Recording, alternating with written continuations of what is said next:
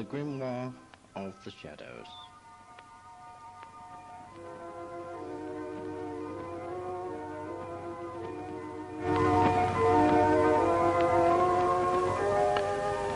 The road begins. You have shown interest in the study and the practice of witchcraft. It is therefore essential that in order to develop to the full your power, both when working in the circle and alone, that you commence the study of magic and begin reading some of the literature and history which pertains to the craft. Proceed at the reading and training at a pace which is comfortable to you, and think it over carefully as you go along, for when you eventually finish, you will be a very different person. The occult training which follows in this recording does not include any of the secret lore and ritual of witchcraft, for these are secret and are protected by the strongest and potentially most lethal of oaths. What follows is instead a related form of ritual magic, which conditions and trains the mind and the body, and which after a time can grant you some rather substantial powers. A fair warning, however.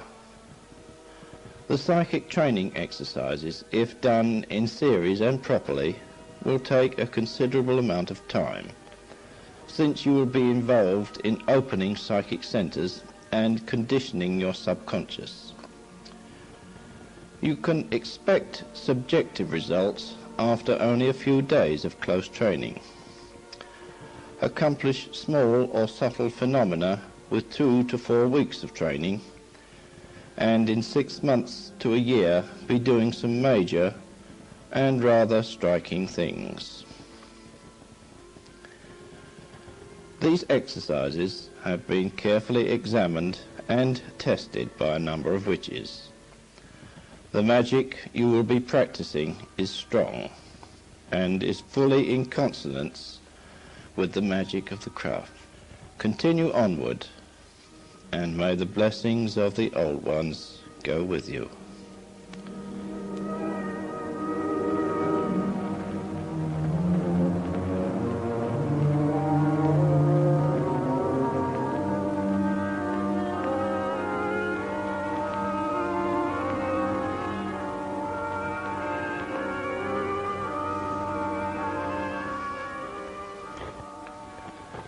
The theory of magic. In the study and practice of magic, it is important that you adopt the proper mental attitude. The feeling that anything can be accomplished if one wills and desires that it be done. In other words, you may bring forth whatever you resolve to bring forth.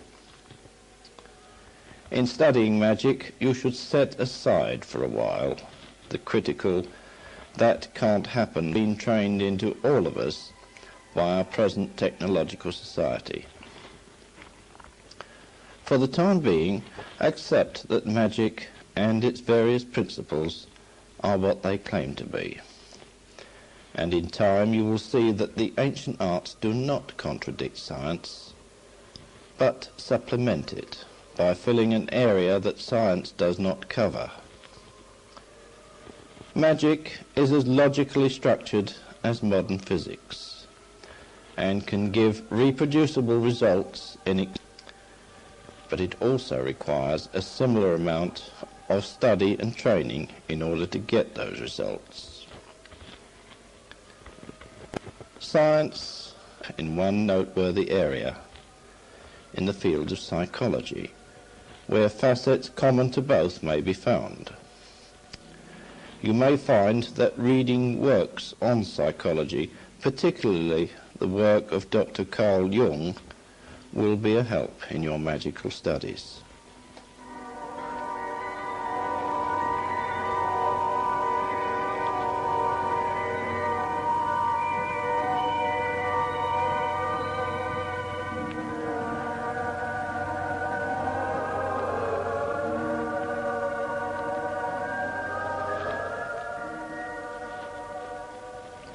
The elements. In magic, one uses the four elements of earth, air, fire and water, element called Akasha, or life force. Except in rare cases, these do not appear in pure form on the physical plane, but they are very much in evidence on the astral and mental planes.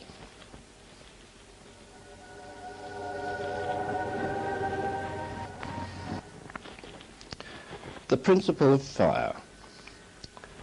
The basic qualities we associate with the fire element are heat and expansion. Polarities, or two ways in which it can act. For example, when the fire element is in its active or positive mode, it is constructive and creative. When it is in its passive or negative mode, it is destructive and dissecting. There is a certain magical force which is very closely related to the fire element and which is similar to electricity in many ways. For want of a better term, we will call it electrical fluid, and note the expansion of the fire element. Uses for this force will be discussed later.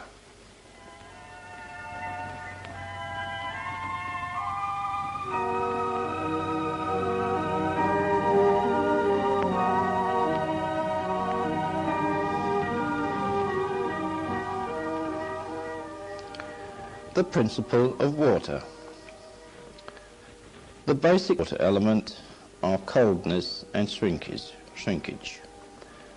When the water element is in its active or positive mode, it is life-giving, nourishing and protective. In its passive or negative mode, it is dissecting, fermenting and dividing. There is another magical force which is very closely related to the water element, and which is similar to magnetism in many ways. For want of a better term, we will call it magnetic fluid. It's to the water element. Uses for this force will be discussed later.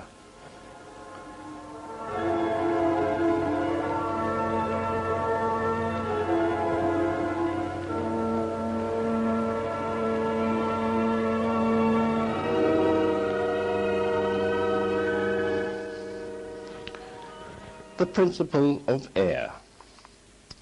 The air element is related to both fire and water, and is in fact the balance or mediator between the active and passive activities of fire and water. The air element has the dryness of fire, water.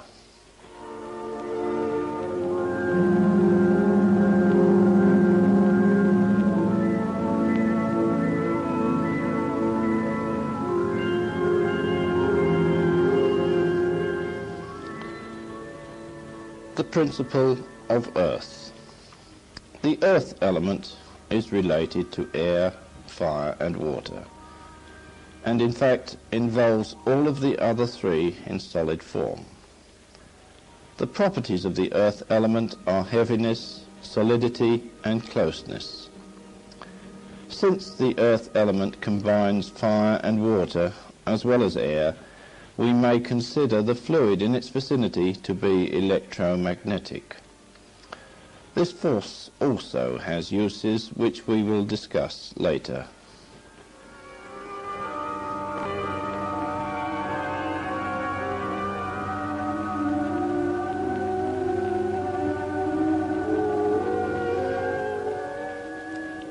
The principle of Akasha.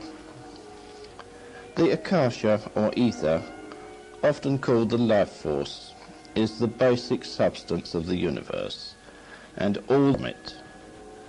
Akasha pervades all things, yet it is also the cause of all that exists.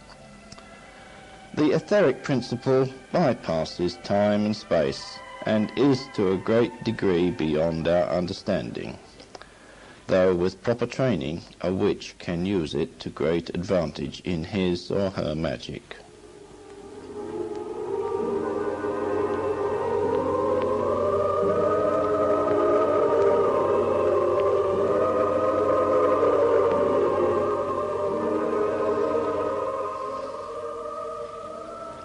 karma, the law of cause and effect. The law of cause and effect is rooted in the Akasha principle and is thus not affected by.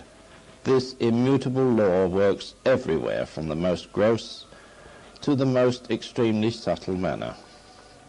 Every deed of ours either proceeds from a cause or is followed by a result, whether in the blinking of an eye or in 2,000 years.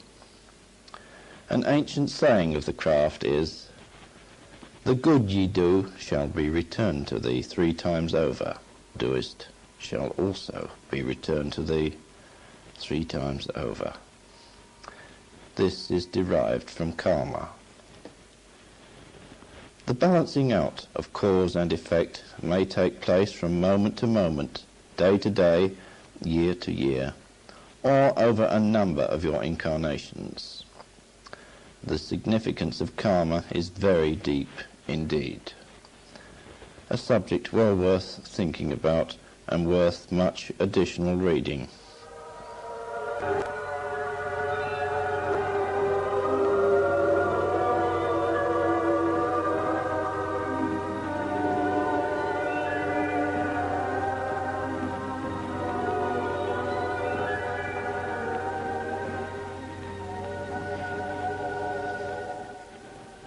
Man.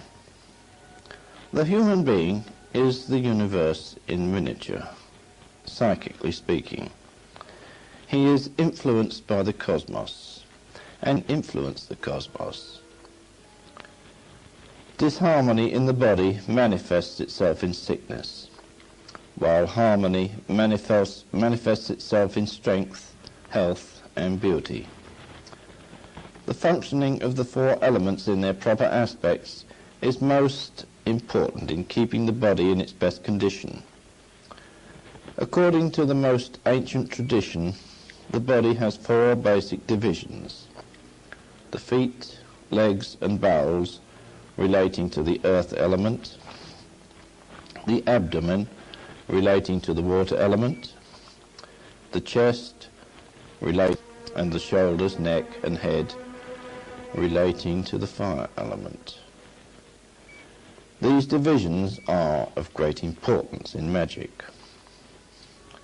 The body itself is the prime tool used in magic, as various combinations of elements and magnetic and electrical fluids can be concentrated intensely within your physical and astral frame, while you set up a magical operation or spell. As you project this accumulated force outwards and away with a sword, wand, or pentacle, these serve as channels and means of direction for the magic within yourself. The body has its natural polarities, and magic should work through these. For a right-handed person, the right side of the body is active and electric, while the left side is passive and magnetic. All the elemental principles should be in balance within the body, each operating in both its positive and negative modes. Possesses excessive fire element, you will be thirsty. Excessive air element will result in hunger. Excessive water element will make one cold, and excessive earth element will make one tired. Manipulation of the elements and the electromagnetic fluids within the body can lead to some very striking results in your magical operations. This too will be covered in later sections, as much training of the mind and the body is required.